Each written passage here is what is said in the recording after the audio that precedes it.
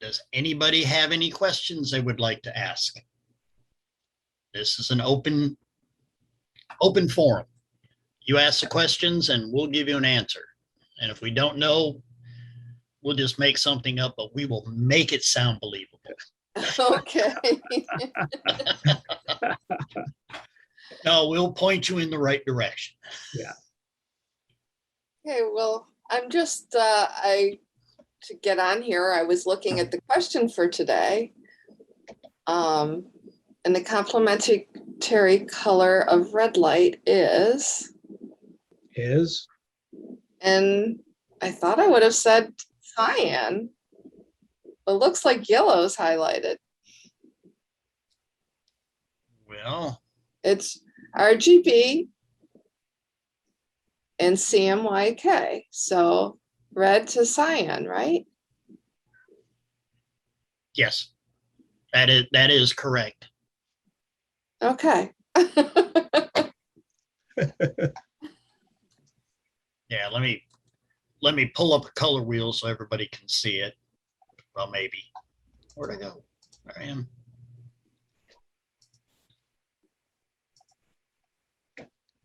And the issue too, there are different color wheels. So the colors that are complementary are a little different on certain wheels. So Right, you've got the additive color wheel, and then you've got the subtractive.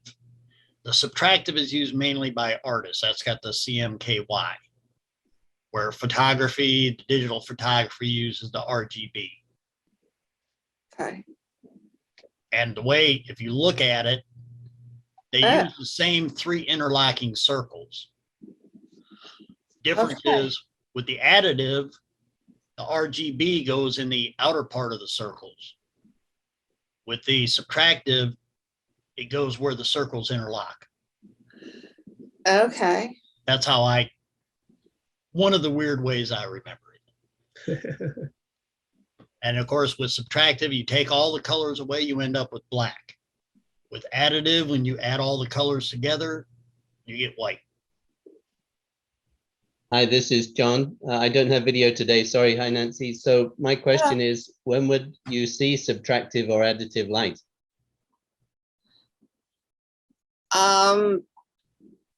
To subtractive, you'd probably use when you're using gels, right?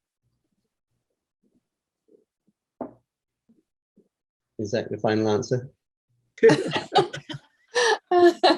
Yes. Anyone else? What's the difference between when you would use additive or subtractive color space? Well, I should redefine that, because when I'm using gel, it's not necessarily going toward the person.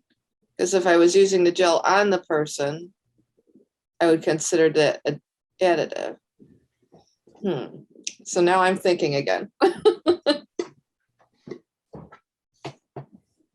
So those 2 color spaces, the main difference is when if we're looking at print, reflected light, then light falls onto a surface and the color of the surface will subtract light. It will only reflect certain colors. Could we put up that color wheel again? Oh, yeah, hold on. Thank you. So you mentioned CYMK. So the subtractive color wheel is CYMK. You can see the primary colors on the outside, cyan, yellow, magenta. And as we subtract more light, yellow is made of red and green, but as we in the additive sense, but as we subtract more light, we absorb light onto the paper and we reflect less and less light. So if we have dots of cyan, yellow, and magenta very close together, then they're going to subtract or absorb most of those colors. And so we're going to end up with something that will be close to black, not pure black. And that's why we have the key color. That will be the black ink, which will be the best at absorbing all the different colors. So when we print, we're putting down ink that's going to absorb light and only reflect a certain amount or certain colors back. That's why it's subtractive.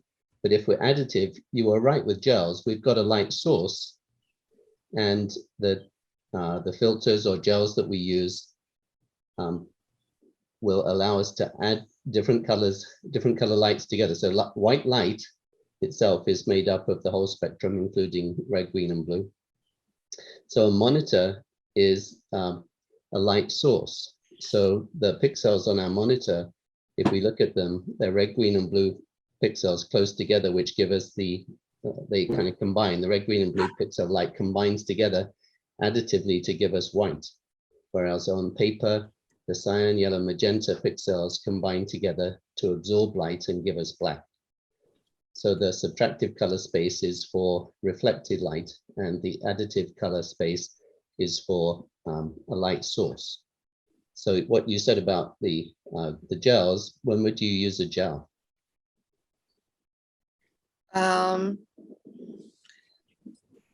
They usually use them like around sunset.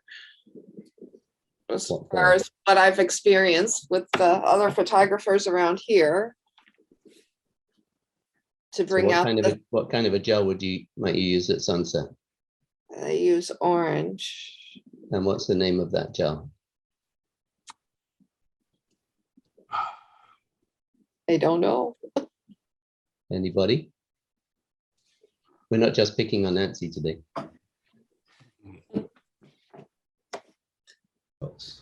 Charles? Any guess?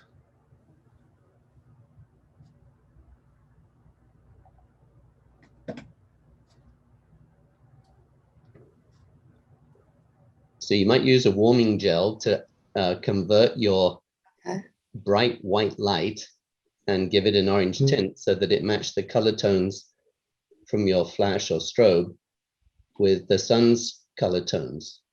So that will be sometimes that's called a CTO, color to orange gel, and that or a warming gel, and that will help give your subject, if you're illuminating your subject with a strobe or a white light, which is generally a full spectrum white light, you can give it a tint which matches the orange glow of the sun. So that would make it less likely that your subject would stand out in a strange way because they're lit with a white light, and everything else is slightly warm. So what's the opposite?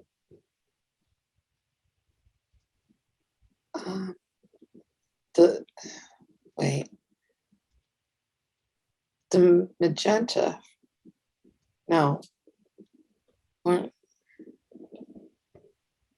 Yeah, magenta. When would we use magenta as a filter?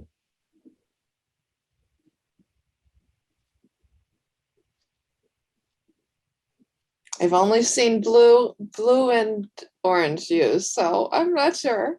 Yeah, so actually, yeah, you're right. The blue is more common. We might have a blue which will cool the light color, light temperature. So instead of being towards the red or orange end, we're looking at the blue end of the color temperature, and that will give it a cooling. So adding a little bit of blue makes it look cool. Adding a little bit of orange makes it look warm. So when we talk about cool or warm, that's typically what we're referring to. And that's the filter which is added to a light source to change its color temperature along the spectrum in either a warm or cool direction. And that's a corrective filter as opposed to a gel. Often a gel is, well, they can be all colors, but we might think of them as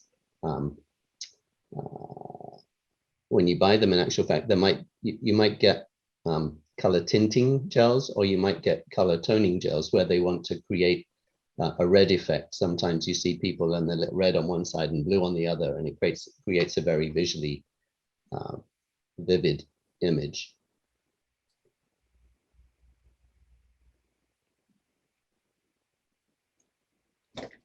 That's probably enough from me on that.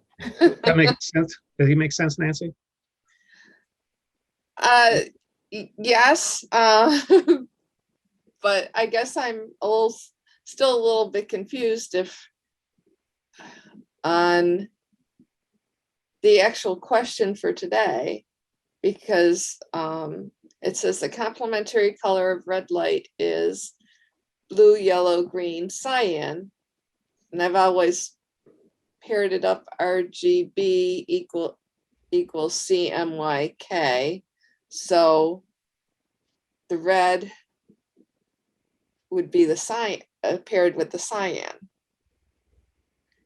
And so, but on this, it's showing the yellow and the Yeah, I answer think that's is actually wrong. Yes. Actually, if you look at this additive color wheel, the red and the cyan are opposite each other because they complement each other. Same as the Okay. green and the magenta and the yellow and blue. okay. Whatever is opposite is the complementary color. Okay, so I was right on that. Okay. Yes, you are. And actually, you'll see that that's the same in the subtractive as well, that red and cyan are opposite. It's just that in one case, we're adding light together eventually to create white. And in the other case, we're subtracting light in the end to create black. Okay.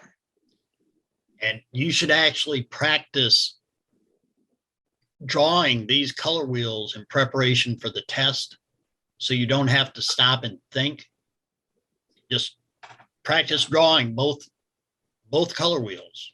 You don't have to color them in, just write the Right. RGB, CYM, write them in there and practice that. So when you go to take the test, you can just draw those real quickly. And when a question comes up, you don't have to like, see, what was that? You can just look at what you drew and boom, see the answer right in front of you. Okay. That's just a little tip. I actually found the weirdest mnemonic for it, and I remembered it because it was so silly. And it was General Motors buys red Cadillacs, which is silly because General Motors doesn't buy Cadillacs, they make Cadillacs. But you have G, M, B, Y and buys, R, C. Each part of it has the opposites. General Motors, the G and the green magenta, Uh-huh. buys, blue and yellow, red Cadillacs, R and cyan. Okay. That, like I said, there's a bunch of different ones out there. I just happen to remember that one because it worked, but it made absolutely no sense. Because like I said, General Motors doesn't buy Cadillacs, they make them. And then, like I said, on the subtractive ones, on the additive, I put the primary colors, red, green, and blue in the outer circles. On subtractive, I put them in the inner circles and put their complementary colors in the outer circles. And that enabled me to draw those out very quickly, so I would have them available for the test. Because there So, are a few questions on complementary colors on the test, at least Okay. the version that I took. and if the test was asking a question on additive versus subtractive, are they going to be saying for a print or something like that? It could be like that, or it could be, if you take yellow and subtract magenta, what color are you going to get? Or magenta and subtract yellow. Most of them, I think, a lot of them dealt more with additive colors than subtractive, but it had both in there. And some of them weren't that simple. Sure. All the practice ones were, what's the complementary color of red? Well, it's easy. But then you get one that says, if you add red and green, what's the complementary color?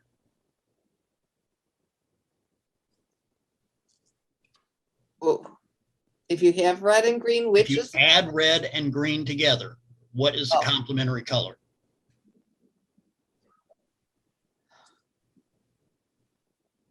Mm.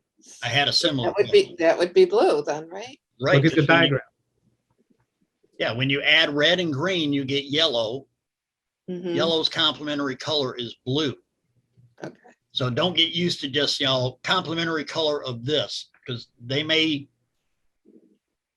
throw in a a curveball and say, okay, add these two colors together, and then what you get is a complementary color. Okay. And so you're actually answering two questions at the same time. Okay. That's Okay. why I always drew these. Yeah, well, that's a So good that idea. I didn't have to stop and think. I would just look and go, yep, that's it. And, you know, so, I mean, it helped me quite. And like I said, every time I took a practice test, which I took a lot of them, I drew my notes before I started the test. Once I finished the test, I threw those notes away. And when I take it again, I'd rewrite everything all over again, so that I got in the habit of doing that. You know, things that you can write down, because you're allowed to write on the back of the envelope, or if you take it online, you're allowed to have one blank piece of white paper. And it has to be blank when you start, but you can write down anything you want on there. And I wrote down my cheat sheet every time. Okay. And so that was something you wrote on your cheat sheet. What I think someone had suggested your f-stops. I wrote my f-stops in one-stop increments. I wrote my shutter speeds in one-stop increments. I wrote my ISOs in one-stop increments. I did the color wheels. Let's see, what else did I write down? I wrote down the quick inverse square of light hint on that. I wrote all that stuff down. And when I would take the test, if something like, oh, I don't remember that, I'd make a note. And then after I was finished, I would write down that note. And I just kept, by the time I was done, my cheat sheet was full, completely full. And I would, you know, and I would memorize that cheat sheet, throw it away, and then redraw it every time I took a practice test. Okay. And so when it came time to take the real test, I spent the first 5 minutes writing all my notes down. And then I started the test. Okay. And when it asked for things like things on colors or exposure equivalents, I didn't have to stop and think. I could look at my notes and quickly come up with the answer. And that was a big help. That's how I managed to drive Sally Kohler crazy when I took my test. I was done in 30 minutes. Because I didn't have to think about the questions. Yeah. But even writing all that stuff down, it didn't take you 30 minutes just to write it all down. It took me about 5 minutes because I was taking the test 2-3 times a day. And each time I would take it, I would write those notes all over again. So it just became, I didn't have to think about what I was writing down. I just wrote them down. So Chuck or James, if I could share my screen, actually, Yep, there was something I stop. wanted to mention. When I was 16, or when I was in high school, I learned the light color wheel. And so being a custom color printer, I had that so memorized. Okay, so here on the screen, you'll see the chapter 5 of the London book, which is one of the main references. And here is the spectrum. So here we've got I think Richard of York gave Battle in Vain, because I learned in England, but that's my color mnemonic. But you choose whatever mnemonic you want for colors. But I wanted to just see that here he describes the differences between additive and subtractive light. Okay. And basically one is a light source that has light reflecting, and the other is light sources that are combining. And then we've got the the Bayer transformation from our chip, which is a sensor which has pixels with only one filter on each pixel, which are decoded. into an image which is red, green, and blue for every pixel. Here we've got the color temperature range, so we can see from very warm to cold temperatures, and typically daylight is the color which we, the normal color which we start with, which your camera is trying to find if it needs to correct with auto white balance, for instance. So that's 550. And for your technical image submission, you're going to need to use color temperatures between 5,000 to 6,000, so right in this range. And you'll see tungsten film is down here, but the London book actually uses film quite a bit. And you mentioned about a magenta filter. Here are the filters which are used to correct for different tints of light, and again through that spectrum. And so, for instance, here a fluorescent light will give us a green tint to our image. So we would use a magenta filter. And the idea of a filter is it's going to let through the light that makes up that color. So magenta would be red and blue. So it's going to preferentially let red and blue wavelengths through and block green wavelengths. And so you would go from a green tint where the light has a lot more green in it than we want. And the red and blue filter will stop that green, some of it, and allow us to balance out. Okay. And then here we've got, so tungsten, we're burning low power tungsten lights are often yellow. And so we've got a very, very warm image. And in that case, we want to let the cyan or blue and green wavelengths through preferentially and stop the red and yellow wavelengths. So we end up with a color balanced image, which is more daylight corrected. And in this case, if we, here we're using a warming filter. And so he talks about film, but just in the sense that if we've got something which is very blue, we can let the red and green wavelengths through preferentially and reduce the blue wavelengths. So again, we've got something that looks like a normal daylight corrected image. Okay. And so we don't necessarily have to, well, you may or may not shoot with film, and the questions on the test aren't really specific about film, but they are about how you would correct for a color that you don't want, and that can be the light source. So whether it's fluorescent or tungsten, you would need to know what how you would correct for that, what color filter you will want to use. When I was working in the Hanford Nuclear Center lab, they had a color temperature meter, and they would customize the filters that they would put in for the film to color correct. Fluorescent lighting has over 1,000 different colors if you get technical with it, and it changes as the bulb ages. Right, actually, every day when we're using our digital SLRs or our cameras, You take a white balance today. right, the processor in the camera is going to make some correction. So if we go back to this slide, these filters are fixed on each pixel of your chip.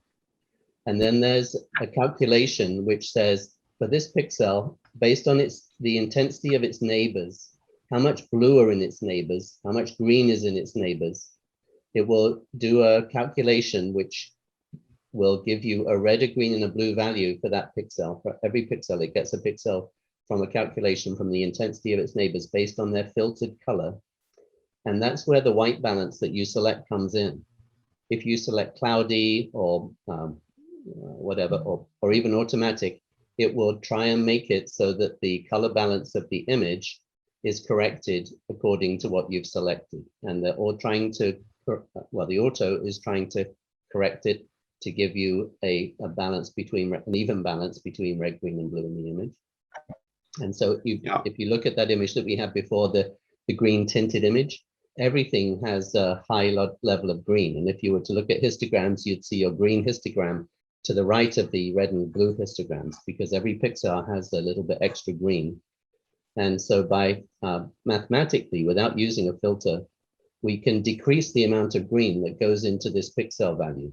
And in the green pixel, when we generate red, green, and blue values for that pixel, we can decrease the amount of green that goes there. And for the blue pixels, we can decrease the amount of green.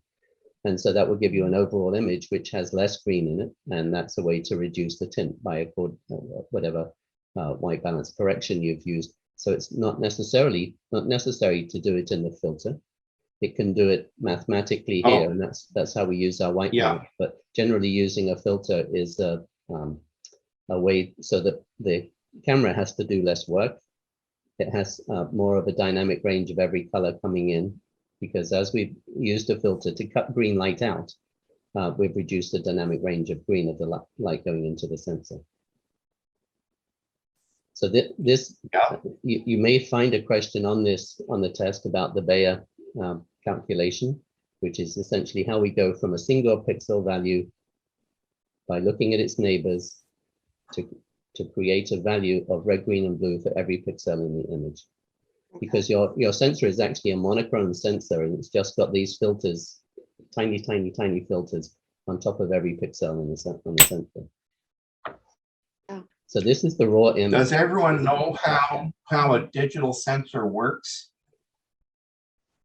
It's a light sensing node. Behind that, there's a little capacitor, and the intensity is how much that capacitor fills. A capacitor is like an instant battery that can charge and discharge. And this entire array of 32 million on a 32 megapixel sensor is dumped all at once and processed by a dedicated computer to make your image.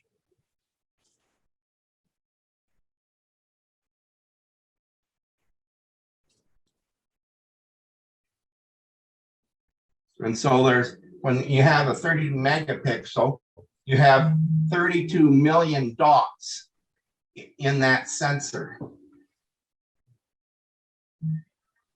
Okay. So Nancy, do you have the London book? I do not yet. Did you want it? Yeah, I do. So if you buy it on Amazon in paper, I have a paper copy, but it was like $100 or so. But we have a link which we can share with you, which is for this version, which is the digital copy. So you can only read it on a computer, or you can print it out if you like, but it's also searchable, so that if you wanted to look up a word, you can search for it. Okay.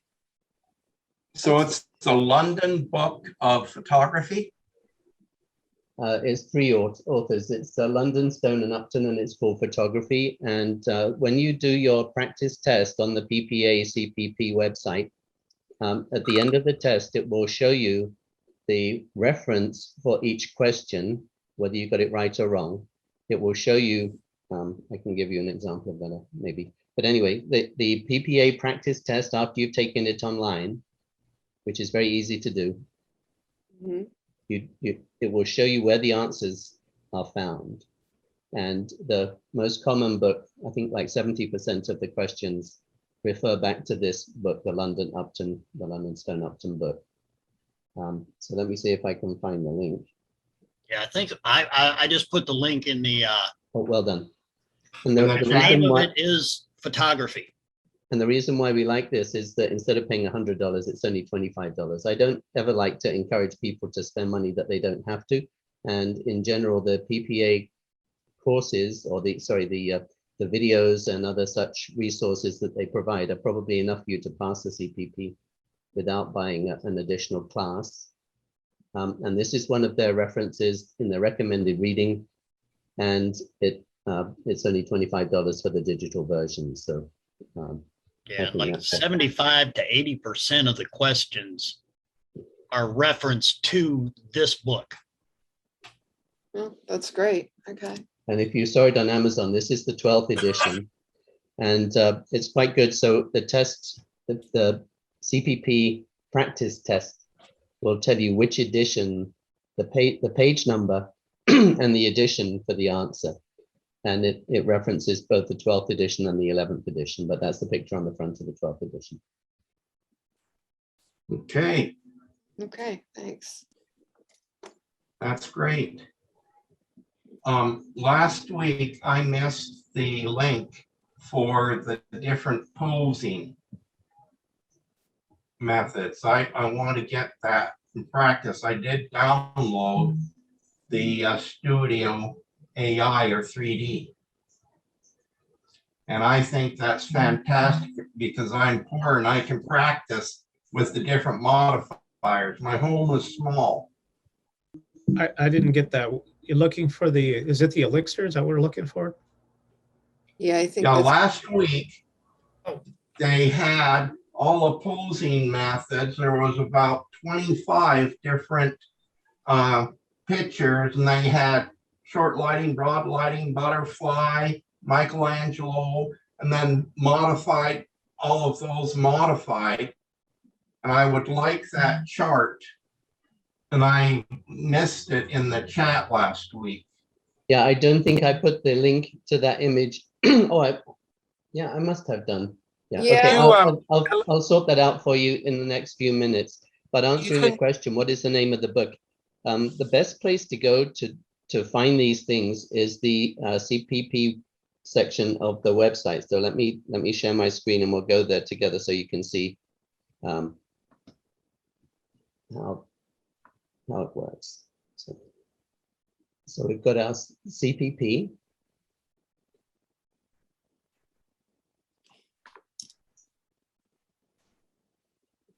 And under the Take Your Exam, we're going to look at the resources. And here is the test specifications and the suggested reading list, which is a file that you download, which has those. And I've done this many times.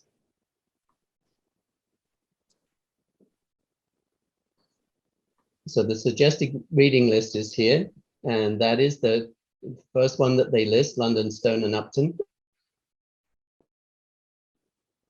And here are other suggested readings, but you'd spend hundreds of dollars if you buy all of these books. So one of the things that we recommend, because it's the least expensive and at least it is a resource that is complete, is the London, Stone and Upton digital book.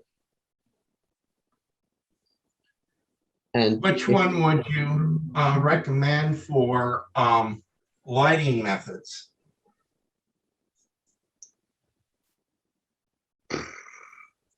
I don't know. I'll leave that to Chuck and James. But just Okay. this, if you have signed in as a PPA member and you've enrolled in this in the CPP curriculum, that's a no charge enrollment. That's not declaring as a candidate, that's just enrolling. You can see the resources that you have. Let me sign in, as I did. Without becoming a candidate. Is that correct? That's right. This is not declaring as a candidate. This is enrolling in the help section. And okay. you can enroll in the help section without declaring as a candidate. Okay. Without paying the $200. The point I want to get you, I mean, I think everyone is declared here, maybe except you can, but as a declared candidate, you have all of these resources available. And this is Steve Kozak basically teaching a CPP preparation class. And these videos are gold. So he was hired by PPA to record videos on all of these sections of the exam. So this is pretty comprehensive. Now, some people learn from, just a talking head video with some examples, and other people prefer books. So you've got the, we just looked at the reading list, and other resources include the flashcards so that you can do, you can basically test yourself, right? This is an application online where it shows you the question and then you flip over the card and it tells you the answer. Not exam questions, but just general questions on the curriculum. And then the glossary is very important as well. So this list of keywords are the things that you should know because they may be on the test, right? So that's another file you download and look at it just like me. And here, if you don't know what something means, like you're not really sure what lossless means or whatever, then you can use the references to search for that and find out what that word is, because these words are the vocabulary that will be used in the test. And if you know everything about it, but a different name, then you might not connect that on the test. So it's good to know the vocabulary that PPA uses in their test. And one thing, I just looked at all the videos on lighting. I counted them up. And if I counted right, which is debatable, there's like 11 different videos on lighting. And if you're a PPA member, you can see them all. All enrolling does is keeps track where you left off. That's right. It doesn't cost anything. You just click enroll and boom, you're enrolled. No Yeah, cost to and it. It just keeps track of where your last video was. So the CPP Exam Resources and Registration is a primary place for you to go so that you can find the resources that they provide, the PPA provide for free. There are optional study guides, which are Steve Kozak and Chris Duncan, but you don't need them to pass the test. So there's the reading material is pay as you go. So those are the books, and that was a London and option we just recommended. So that's the written test. That's the written test that you take. And then the practical is your posing techniques, and then submitting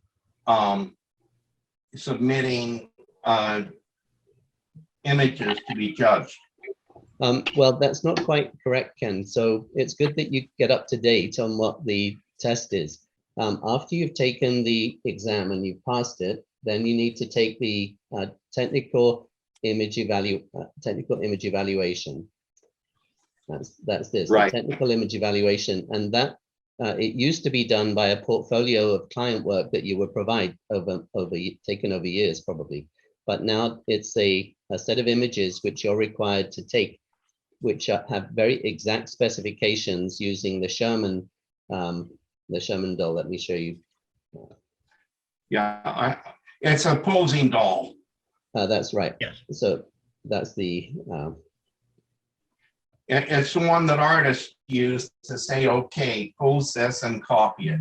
Right. So there's going to be a set of images which you need to replicate. Yeah. Very Yeah. Carefully, and they're evaluated with intensity levels in the shadows and highlights and etc. in a very, very specific way. So that's the second step. The first step is for you to pass the exam. And so I don't know whether you've visited here or not. And you can see I am enrolled as a guest, so not as a declared candidate, in order to show you what resources are available. But has anyone not declared? I see Charles has. Nancy, have you declared? I have not. My plan was to do it this month. Okay, great. So the timing of declaring is interesting because you get 2 years after you declare, and in that 2 years there are a limited number of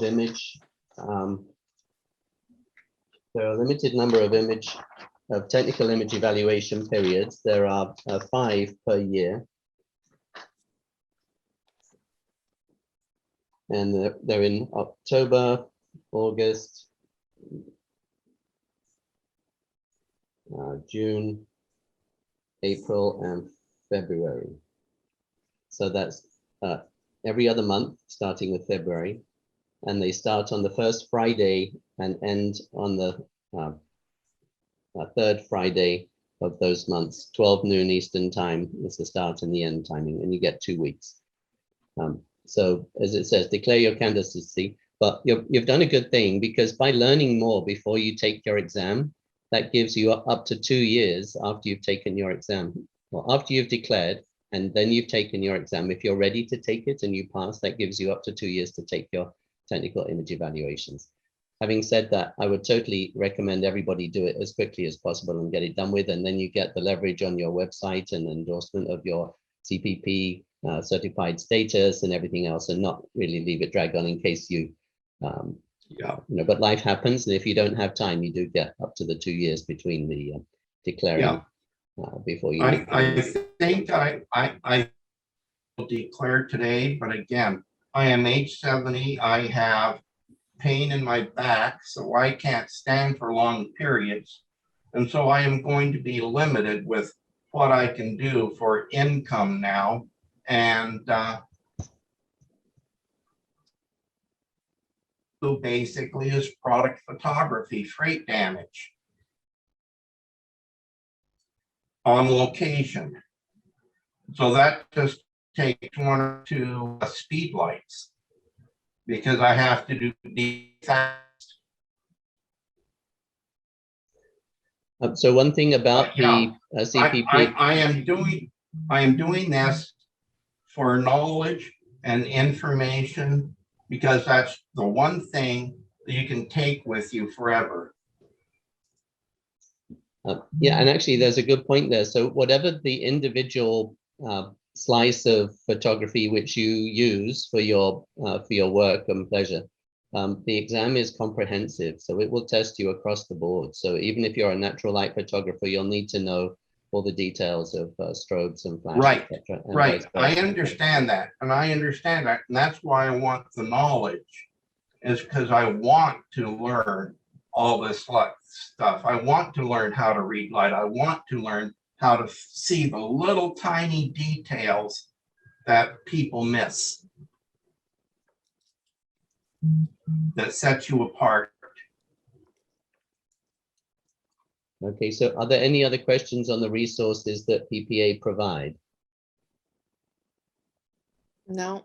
Basically, this is the list, and I feel it's quite extensive to help you, and then you can use this both to check your knowledge and to increase it. So you can use it as a first-time learning, but it's also something prior to the exam. If you review these resources, you'll see if there's anything that you didn't know, because often it's filling gaps. So you might have a comprehensive photographic knowledge over a long career. We have people that are just starting who want to be a CPP, and people who have done it for years who want to be a CPP.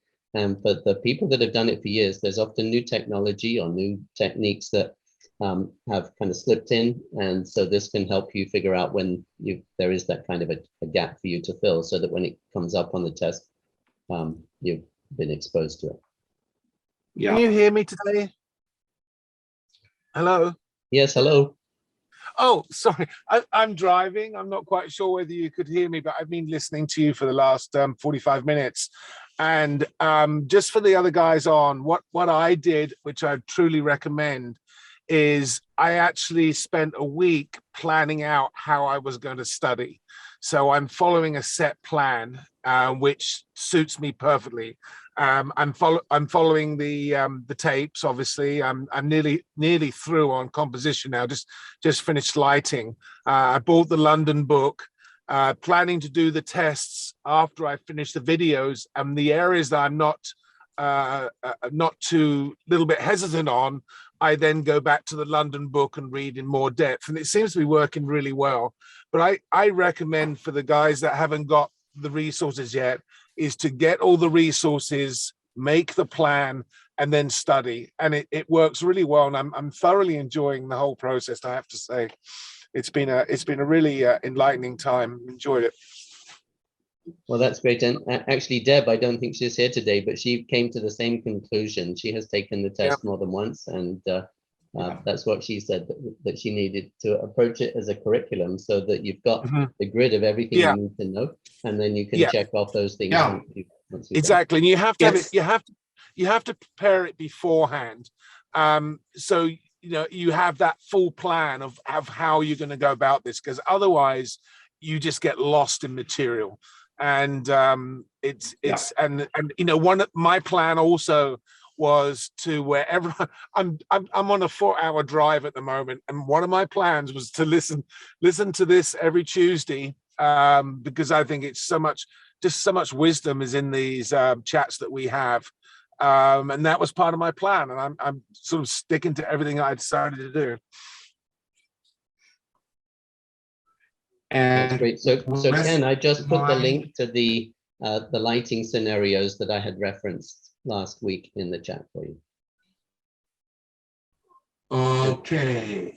And to let you know, that's not a sanctioned PPA resource. It's just one that I find convenient to help explain. I understand, but this is a quick and dirty, easy Well, it's not quick and resource. dirty, as in No, but what it's I'm not quick. saying is, If it's you not, try it's and not, understand all of these, it'll take you some time. yeah. Yeah, Mhm. it's not something that, when I say quick and dirty, it's not something that's certified by PPA, but it's very comprehensive and very, very, very good. And that's what I want. Yeah, actually, Okay. there's the lighting guide, and you'll see the image I was referring to, where we're using gels to highlight. Right. I see with a the color. lighting guide, and I've got it up on my screen rather than seeing you. Now, having said that I am 70, and I don't know that CPP would help me that much, what I am saying is the knowledge is invaluable, and any person that is serious about photography, I am telling them, join PPA and get your CPP. I feel like it's the most valuable resource you can have. It's like an electrician getting certifications for different things. Yeah, I have to say it. For me, it's kind of a toss-up, which was more important to me, getting the CPP designation or getting the knowledge that I'd gotten from becoming a CPP. It's kind of a toss-up. It's funny, I was talking to my wife about this yesterday, and she was asking me why I'm spending so much time doing this. And I said, this is no different than philosophy. Once you understand philosophy, then you understand all the questions that you wouldn't normally understand, because you understand the principles behind them. So what this is doing for me, it's like I have so many aha moments, because now I'm understanding the principle behind the issues. So the issue, regardless of what crops up, I now can understand it because I understand the underlying principle behind it. Right. Yes, and that's what I did when I would take a practice test. I would do all sorts of research on the questions I got wrong, because I didn't want to know what the right answer was. I wanted to know why it was the right answer. Exactly. And once I learned the whys, everything stuck with me for the most. That's right. Right. That's I agree. right. I totally agree. And it is so important for people to know their craft, because that's what sets them apart from a cell phone photo. Yep. And that is our number one competition, is people thinking that they can take a picture and it's okay on the cell phone. It used to be the Kodak was the number one competition, because they touted everybody can be a photographer. And that's how they made their money. And they've convinced a lot of people of that. Yes, yeah. Yeah. And like I said, I like to know the why, because I don't come from a photography background. I come from a technical electronic technician background. And so the why is more important to me than the what. Yep.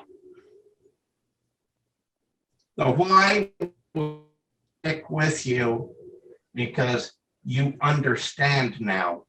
Right. If you just go through the motions of learning things and get it technically right, then you can't be the artist that you need to be able to modify something a certain way. Where if you know the why, you can modify everything and tweak it so that it looks what you want and get your brand going.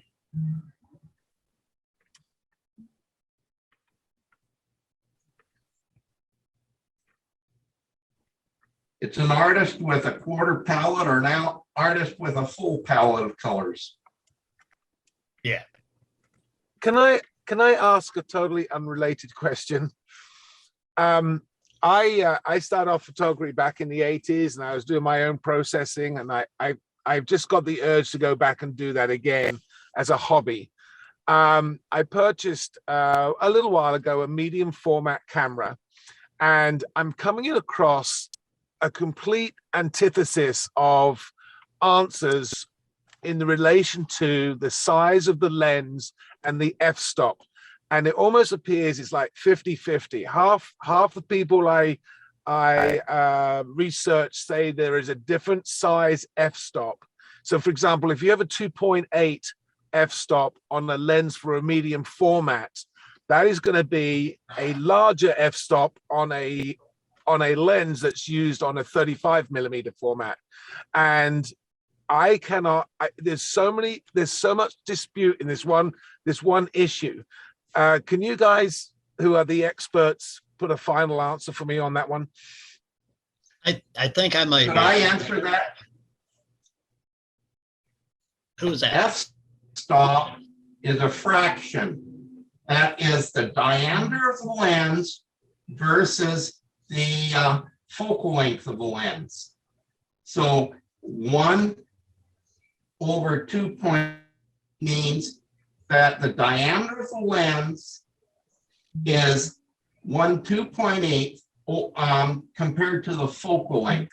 And that holds true over every single camera. I have a 4x5 anniversary model Steve Grathlex.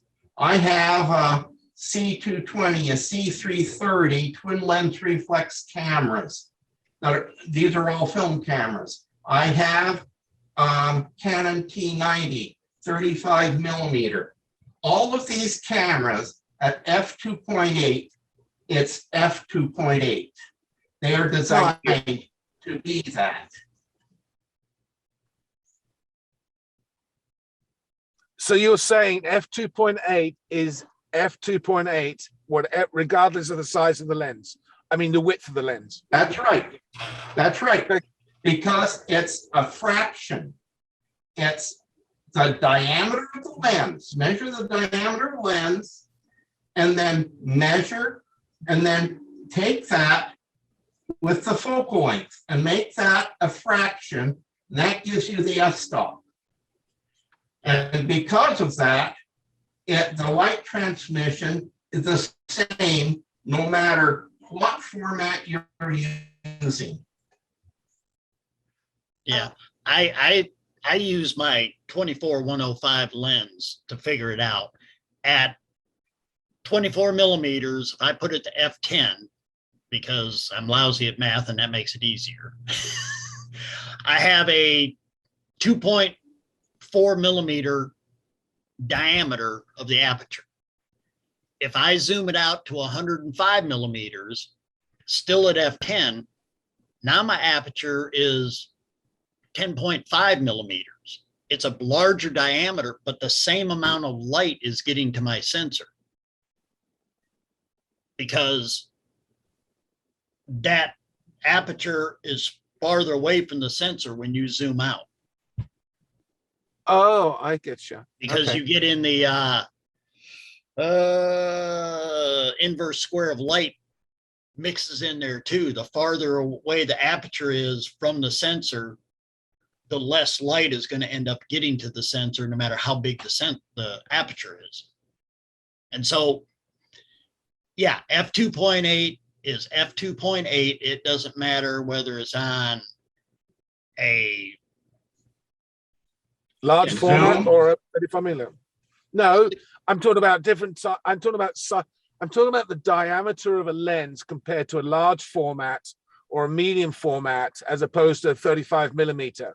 What they're saying is that f2.8 has a larger a larger aperture on a medium or large format than it is on a 35 millimeter. So Yeah, so for example, that won't be lens is correct, bigger. because the aperture is a calculation of the lens characteristics, which is really separate from the sensor that you're going to put it on. So the thing that is the discrepancy, you're concentrating on the f-stop comparison, but actually it's a focal length comparison. So the focal length on a medium format camera is going to be different. It's actually just like if we look at a 35 millimeter full frame camera, and manufacturers often have a matching body, which is a crop sensor with a 1.5 times factor. And so the f-stops on the lens are the same. You could put a full frame lens on a crop sensor body, and the aperture is still exactly the same aperture, and the f-stops are the same f-stops, but the focal length has been changed. So when you put a DX Nikon lens, which is for crop sensors, on a or an FX lenses are for full frame sensors. If you interchange them, you'll find there's a difference of 1.5 times in the focal length. Sure, So if you look at the information that you've been reading and change your perception, not to concentrate on the f-stop, but to concentrate on what the focal length difference will be, I think it might make it clearer for you. Right, but I'll give you an example. I'm still not 100%. I'll give you an example. On one article I read, they said that typically f2.8 on a medium format is like a 1.9 on a 35 millimeter format at the same focal length. Well, what you might now start to look at is the depth of field, because it's quite likely that the projected depth of field will be different for the same aperture. So the focal length and the depth of field are two other parameters that change according to what sensor you're projecting onto. And that can be according to the size of the sensor and the distance of the sensor from the from the I mean, I other than that, it's just something that I see a lot of discrepancy with, and it doesn't. I just can't seem to find agreement on that particular issue. So yeah, my understanding is the f-stop isn't dependent on the actual width of the lens itself, right? But all those little blades inside of it that make up the aperture. And it's a ratio between the focal length and the diameter of that aperture, not the diameter of the actual lens. Right. Gotcha. Okay. And so I understand. Yeah. Thank you. F2.8 is the same whether your lens is this big around or whether your lens is this big around. Right, but the depth of field is going to change. Like yes, depth of field and a lot of things are going to change, but the f-stop depends on those little blades inside that get bigger and smaller that create your aperture. Okay, that makes sense. No matter what lens or camera you're using, f16 is always f16. Yes, that's what I've always thought. Yeah. Well, but it's the effects of f16 which might be the same amount of light to the sensor or film. Okay, that makes sense. Thank you. Appreciate it. Okay, thank you, everybody. I'm going to continue my driving, so look forward to seeing you all again next week. All right, it's good hearing from you. Yeah, appreciate it. Thank you. And thank you for everything that you've given me. Every time I come to this, I learn something. I don't care what it is. For sure. You're not the only one. I learn something every time I come to this. And I've already passed my CPP, but I'm still learning because I'm still breathing oxygen, so I'm still learning. And photography is such an art, you never perfect it. There are people that come close, but you never perfect it because it's an art form. Yeah, and especially you also got technology, which is constantly changing, which affects the art. I'm like, it doesn't matter what it is. If you meet somebody who says they're an expert on anything, turn around, go in the other direction. Yeah. Because I think of an expert as brand X And a spurt is nothing more than a drip under pressure. That's it. Anybody who thinks that they're an expert, they're meaning that they can no longer learn anymore. And when I get to the point where I can't learn anymore, check my pulse. I probably don't have one. Right. Okay, well, I hope your pulse keeps strong, Chuck, and we'll Oh, see you me next too. week. I'll sign off here. Nice to see you, Nancy, Ken, Chuck. Bye for now. Thank you We'll very see much. everybody next week. Okay, bye.